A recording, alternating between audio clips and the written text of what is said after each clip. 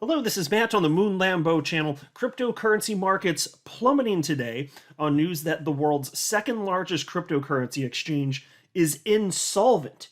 What? My gosh. And there have been rumors in recent days that this was indeed the case. In fact, literally last night, I made a video covering this topic and talking about the amount of XRP being traded on the FTX exchange, which is apparently insolvent, and what it would mean for the space if this were actually indeed the case. And wow, things really escalated quickly here. What really set this whole thing off was yesterday, and I believe I highlighted this in my video. CZ, who holds a bunch of FTT tokens, that would be cryptocurrency exchanges FTX's token. I think it was $2.1 billion worth or something like that. I could have my numbers a little bit off, but either way, it was just a massive amount of FTT. Just announced yesterday that they would be selling all of it, and in order to not crash the market, they were going to do it over a span of months, because the tokens are so illiquid that if Binance just tried to dump all of them on the market immediately, it would be a complete catastrophe in terms of price action. So the question was then, okay, if CZ's doing this, what does he know that the rest of us don't? And it caused a bank run effectively on cryptocurrency exchange FTX. People freaking out, okay, what's going on here? And then people decided to withdraw all sorts of different cryptocurrencies off of the platform. And I think the number was somewhere in the neighborhood of approaching $1 billion worth of cryptocurrency left the platform in very short order. And, if the cryptocurrency exchange had all of that crypto on hand, in theory, this shouldn't be a problem. But they don't. So why don't they? Well, I don't know what else it could be other than they took your crypto and then they did other stuff with it and lent it out. I don't know. And look, and I'll acknowledge here, like at this point, it's still enough. Like there's not a sufficient quantity of facts. We don't have all the answers. I don't pretend to either. But these are the questions that are being asked broadly. I'm going to share with you all sorts of perspective from a bunch of different people on exactly what's going on here. So while this was a terrible day for crypto in general, and a lot of people, understandably, especially if they're utilizing FTX, because, eventually withdrawals were halted. Bad day for a lot of people, and nothing but sympathy on that front. I know that people are, feeling a lot of distress over this, and it's a very human thing. Of course, we can all relate to something like that. But setting aside that fact for myself here, I was very excited for this. I bought a lot of cryptocurrency today because the entire market plummeted. Doesn't mean that I'm happy and celebrating that other people are in pain. Oh, hell no. I'm just saying that's completely out of my control. But for myself, I do believe that markets rebound ultimately.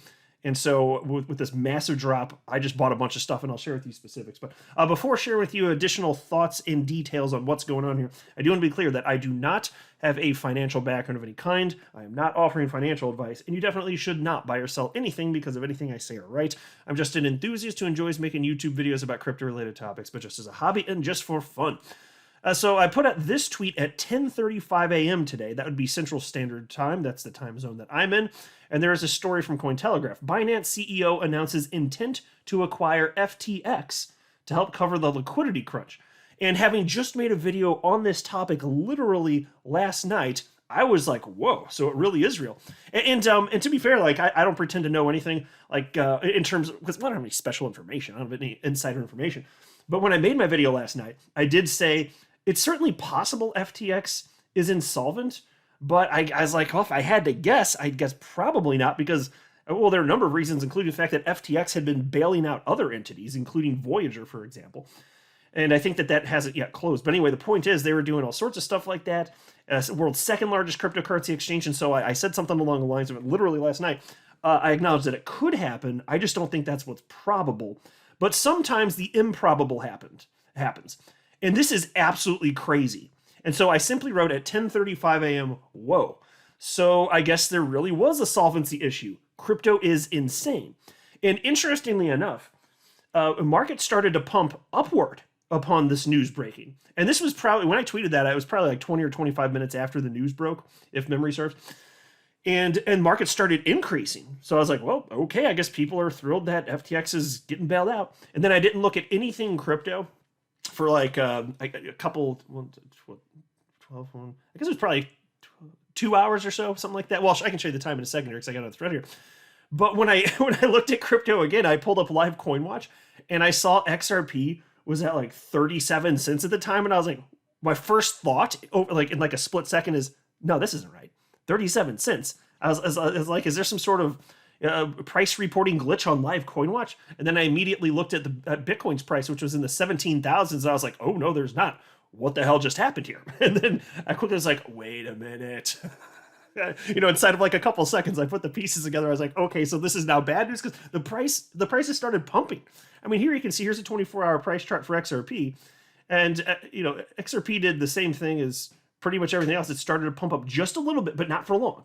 Because when I put that tweet out at 10:35, it was probably like 15 minutes or so later, markets started tanking. And they went down dramatically. And Bitcoin hit a new low, compared to the low points when, I guess it was June when Bitcoin, like, quote unquote, bottomed. It went a bit below that, actually, just a little bit below. So anyway, XRP got down to 35 cents.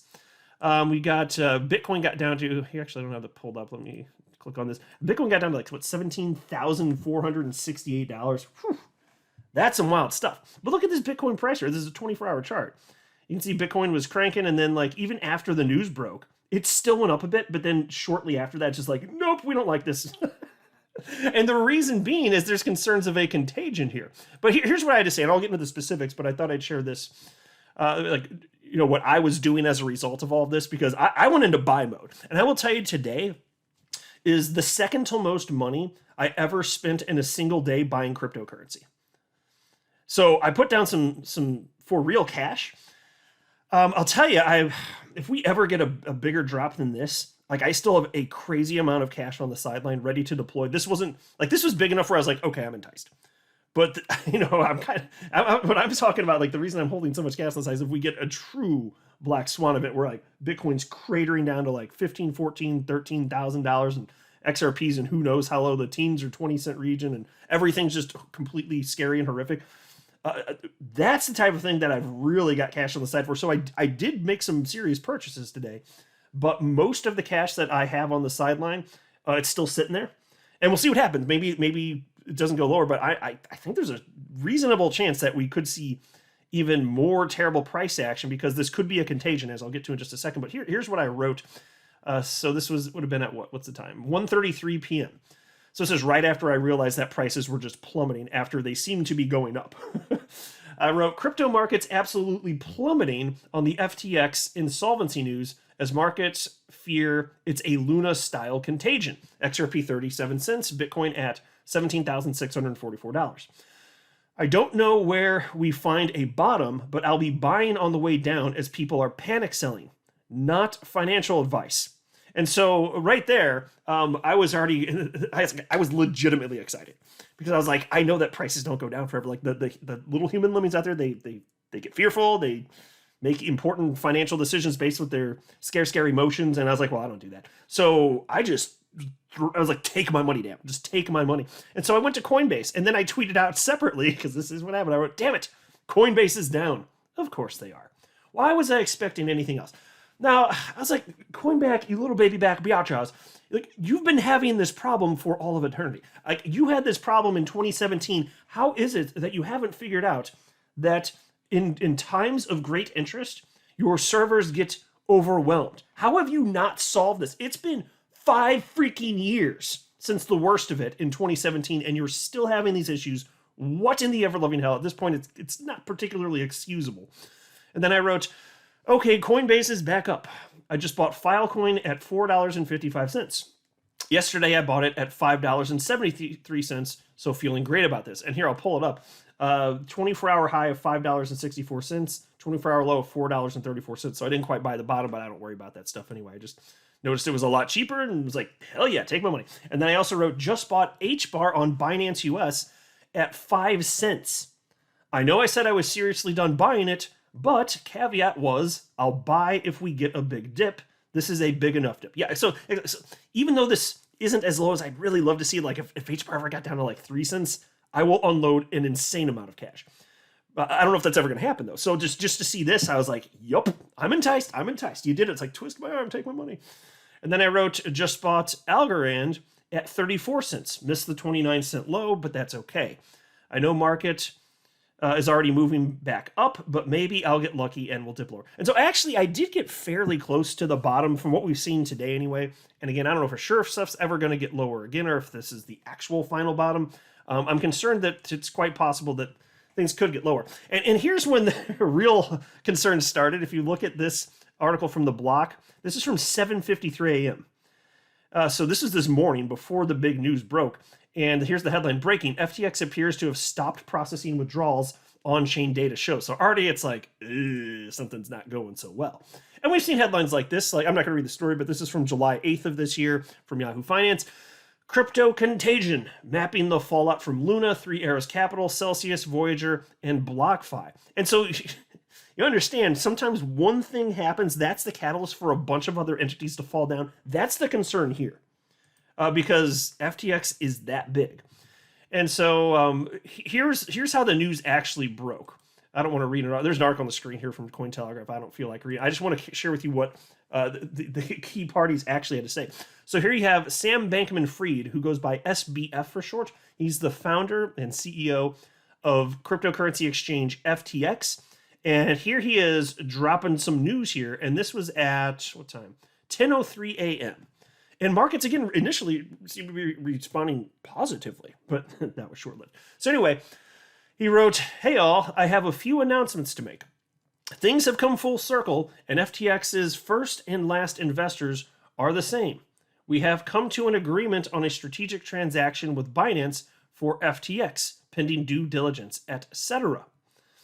Our teams are working on clearing out the withdrawal backlog as is. This will clear out liquidity crunches. All assets will be covered one-to-one. This is one of the main reasons we've asked Binance to come in. It may take a bit to settle, etc. We apologize for that." Pause. Why would you ever have a situation where you can't account for everything that your customers have in your possession? Like, because I understand what fractional reserve banking is. I've talked about it on this channel many times.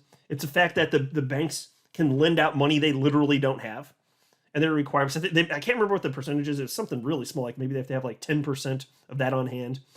And then if things ever hit, S word hits the fan, well, there's the FDIC and there's always, bank bailouts and all that crap. But you can't do that if you're a cryptocurrency exchange. So why did SBF allow the exchange FTX to get in a position like this? We don't have all of the specifics at this point. I don't know exactly what was done, but you should have the money on hand. If you were given money and then you take it and you do other stuff with it, that is completely unacceptable in my opinion. Anyway, SBF continues. But the important thing is that customers are protected. A huge thank you to CZ, Binance, and all of our supporters. This is a user-centric development that benefits the entire industry. CZ has done and will continue to do an incredible job of building out the global crypto ecosystem and creating a freer economic world. I know that there have been rumors in media of conflicts between our two exchanges. However, Binance has shown time and again that they are committed to a more decentralized global economy while working to improve industry relations with regulators. We are in the best of hands. Note that FTX.US and Binance.US, two separate companies, are not currently impacted by this. FTX.US's withdrawals are and have been live, is fully backed one-to-one, and operating normally. Here's what CZ had to say about this. So, of course, that's the founder and CEO of Binance. He said, "This afternoon, FTX asked for our help. There is a significant liquidity crunch. To protect users, we signed a non-binding letter of intent intending to fully acquire FTX and help cover the liquidity crunch. We will be conducting a full due diligence in the coming days." So there you go. Binance is the world's largest exchange, by the way. They're buying the world's second largest exchange. This is absolutely insane. Then he says, "There is a lot to cover and will take some time. This is a highly dynamic situation, and we are assessing the situation in real time. Binance has the discretion to pull out from the deal at any time. We expect FTT to be highly volatile in the coming days as things develop." Exactly. So there's a chance that this doesn't even go through, but at least at the time it looks like there's going to be some light at the end of the tunnel. I don't know exactly what this looks like, and they're only being so transparent. They're speaking in generalities, but again, they're trying to figure this all out. So as far as the reasons for all this, we have a certain amount of information, but we don't know everything. And just point out something a little comical here. Do you guys remember this headline from Forbes? This is from June 28th of this year. Bankman-Fried warns, some crypto exchanges already secretly insolvent. That's right. Sam Bankman-Fried was warning that some crypto exchanges were already secretly insolvent. So today I tweeted out that article from June and I wrote, when SBF warned that some crypto exchanges were secretly insolvent, who would have thought he was talking about his own exchange? That is crazy, right? He's talking about how cryptocurrency exchanges are secretly insolvent, but he's talking about his exchange. This is insane. How is this real life? This is the most ridiculous day. My gosh, like, what can you do but kind of laugh at the absurdity of this? Which again is not to take away from the real pain and devastation that this is causing real humans, but I'm laughing at the absurdity of the situation because that's how that human behaved. What in the ever-loving hell? It's just hard to believe. And take a look at this from the Crypto Basic. Nearly $1 billion moved out of FTX as a single whale withdraws $247 million plus amidst insolvency concerns. So over a 24-hour period, a whale, one individual, moved $247 million off of FTX clearly out of fear that something was amiss here. Because again, like I said, there have been rumors for last couple days or so in particular here. And then here is somebody in the world of finance and DeFi named King.eth who said the catalyst was Alameda's balance sheet being leaked, which showed heavy exposure to FTT tokens. That made people realize how fragile the FTX/Alameda complex was and caused Binance to sell its FTT tokens with a bank run on FTX as a result and a bailout/sale the only solution.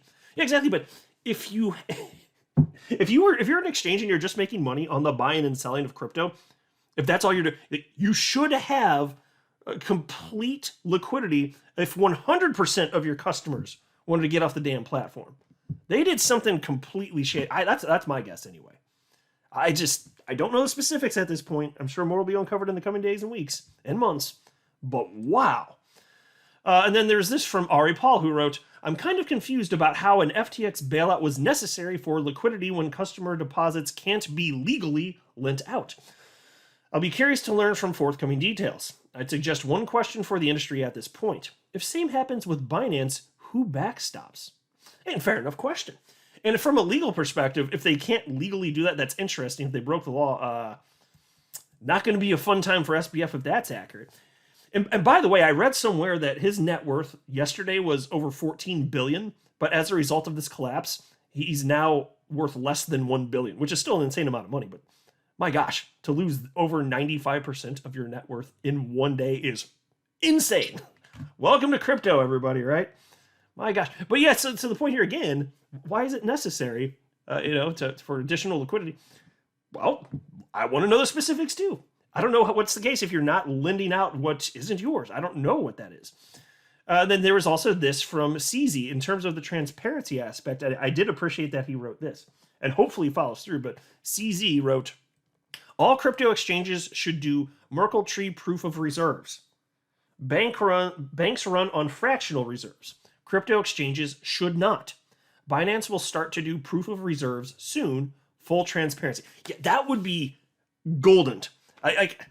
To not be freaking out about stuff like this for any platform, that would be amazing. So hopefully it actually does that. And then a separate tweet, he also wrote this. 2 big lessons. Number 1, never use a token you created as collateral. 2, don't borrow if you run a crypto business. Don't use capital efficiently. Have a large reserve. Binance has never used BNB for collateral, and we have never taken on debt. So I guess a big chunk of it really is just the fact that I guess they lent out a bunch of FTT tokens. It's tanking, and then how do they get any sort of real value back? Freaking crazy stuff here. And then there was also this. I wasn't familiar with this individual. They go by the name Wasi Lawyer, but this was shared heavily on Twitter. So this is an attorney sharing perspective on this and wrote, okay, so just processing this out loud because I'm pretty mind blown that FTX chose, of all options, a buyout from Binance. These were the options open to SBF. A, seek emergency debt financing. B, seek new money investment. C, liquidate assets and or D, buy time via seeking bankruptcy protection to facilitate A through C. Sam has chosen to seek a bailout from Binance, the very party that triggered the bank run in the first place. Yeah, I'll just pause a note here. I don't know if this was some sort of ruthless business tactic on the part of CZ. I will say, if there's a concern about a hole in the balance sheet and the situation with FTT, if I'm CZ, then I'm thinking, yeah, I'd like to get rid of these tokens as well. And if it hurts a competitor, it hurts a competitor. So I don't know if that was the intent, but either way, like, if it's not the intent, like, he's just being transparent about it, because that was obviously going to make major news. So he was just explaining what they'd be doing in the coming months. So he's being transparent about it. And then this all happened. It did cause effectively a bank run on FTX, but it is what it is. Anyway, and then Wasi Lawyer says, what we can gather from this is that FTX was indeed lending out customer funds to other parties, likely to Alameda. This means that, as I speculated earlier, FTX was working on a fractional reserve model where it was not prepared to meet withdrawals on the bank run, which CZ triggered on FTX. In order to meet these bank runs, FTX needed to unwind its Alameda loans. Alameda itself did not have the liquidity to return the funds to FTX, thus leading to it liquidating whatever liquid assets it could and returning whatever it could so that FTX could try to continue to meet the withdrawals. But this was not enough, since customer confidence was not returning. There were no deposits, only withdrawals. So some sort of external third-party funding was required to meet the cash outflows. Instead of seeking finance from any other party or buy more time by throttling withdrawals or seeking a moratorium, SBF bent the knee to Binance. Does this mean that FTX was in such a deep hole that we weren't talking about an emergency swing line, but full-on rescue financing? Rescue financing would have been incredibly expensive, which means SBF didn't believe that FTX would be able to meet those financing costs. SBF also didn't think that buying time via a process like Chapter 11 would have done any good. The conclusion? FTX must have had a massive hole in its balance sheet, likely Alameda, that could not be plugged by other financiers, which forced SBF to kiss the ring. But what now? CZ is only buying FTX, which means the liability likely owing from Alameda to FTX remains. So customers are going to be made whole because CZ is plugging the gap, but FTX, under new management, will surely be looking to recover the outstanding amounts from Alameda. Are we now then looking at a potential Alameda insolvency scenario? Good question.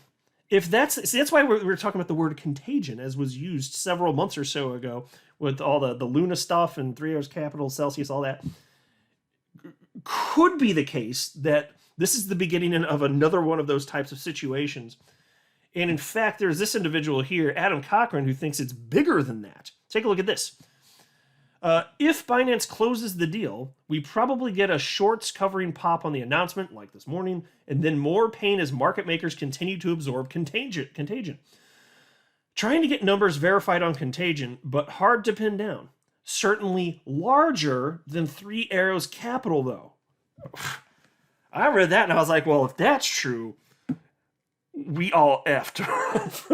Although, for myself personally, I won't be sad.